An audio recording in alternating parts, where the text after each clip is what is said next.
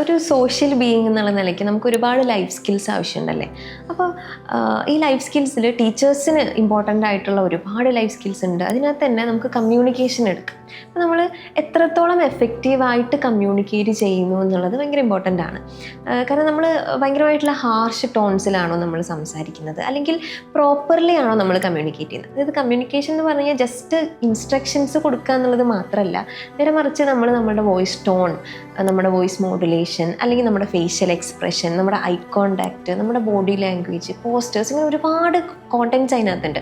അപ്പോൾ ഈ കാര്യങ്ങളൊക്കെ ശ്രദ്ധിച്ച് പ്രോപ്പർ ആൻഡ് എഫക്റ്റീവ് ആയിട്ടാണ് നമ്മൾ എസ്പെഷ്യലി ഒരു ക്ലാസ് റൂമിൽ കമ്മ്യൂണിക്കേറ്റ് ചെയ്യേണ്ടത്, അല്ലെങ്കിൽ നമ്മളത് ഉറപ്പ് വരുത്തേണ്ടതുണ്ട്. കാരണം നമ്മൾ പ്രോപ്പറായിട്ട് കമ്മ്യൂണിക്കേറ്റ് ചെയ്യുമ്പോൾ, അല്ലെങ്കിൽ നമ്മൾ വളരെ കാം ആൻഡ് ക്വയറ്റായിട്ട് കമ്മ്യൂണിക്കേറ്റ് ചെയ്യുമ്പോൾ, പ്രോപ്പർ കമ്മ്യൂണിക്കേഷനിലൂടെ മാത്രമാണ് നമുക്ക് കുട്ടികളിൽ ഒരു ട്രസ്റ്റും അല്ലെങ്കിൽ അവർക്കൊരു സേഫ്റ്റി ഫീലിംഗും ഉറപ്പുവരുത്താൻ കഴിയുള്ളൂ. അപ്പോൾ നമ്മൾ നേരെ മറിച്ച് നമ്മൾ ഭയങ്കര ഹാർഷ് ടോണിലാണ് സംസാരിക്കുന്നത്, നമ്മളൊരു ഡൊമിനേറ്റിംഗ് പവറിലാണ് കുട്ടികളോട് കമ്മ്യൂണിക്കേറ്റ് ചെയ്യുന്നതെങ്കിൽ അവിടെ കുട്ടികളൊരു ത്രെറ്റ് റെസ്പോൺസാണ് ഉണ്ടാകുന്നത്. അപ്പോൾ ഒരിക്കലും ഒരു അറ്റൻഷൻ അല്ലെങ്കിൽ ലേണിംഗ് എന്ന് പറയുന്ന സാധനം അവിടെ വളരെ വ്യക്തമായിട്ട് നടക്കണം എന്നില്ല, അല്ലെങ്കിൽ ഭയങ്കര ഡിഫിക്കൽട്ടായിരിക്കും. അതേസമയം നമ്മൾ ഭയങ്കര കാം ആൻഡ് ക്വയറ്റായിട്ടുള്ള രീതിയിൽ വളരെ പീസ്ഫുള്ളി അല്ലെങ്കിൽ വളരെ റിയലിസ്റ്റിക്കലി ആണ് പ്രോപ്പറായിട്ടാണ് കമ്മ്യൂണിക്കേറ്റ് ചെയ്യുന്നതെങ്കിൽ അവിടെ കുട്ടികൾക്കൊരു കാം ആൻഡ് സേഫ്റ്റി ഫീലിംഗ് ഉണ്ടാവും.